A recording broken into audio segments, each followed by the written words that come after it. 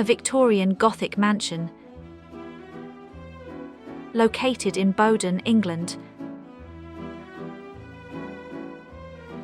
It offers 12 bedrooms and 7 bathrooms. A Grade 2 listed Victorian Gothic mansion, built in 1874, and set within approximately 1.75 acres.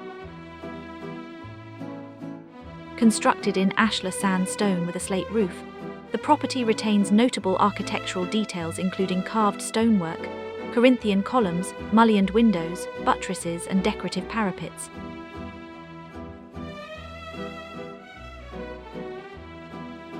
The building has not been offered to the market for nearly 100 years.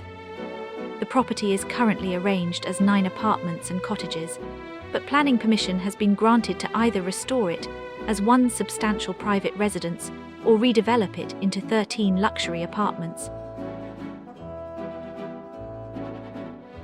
The grounds are enclosed by a stone wall with mature trees providing privacy, while the rear gardens are mainly laid to lawn with a south-facing aspect. A separate coach house sits within the plot. The asking price of this Victorian Gothic mansion is £4,500,000. For more information, see the property listing in the description below. Thank you for watching.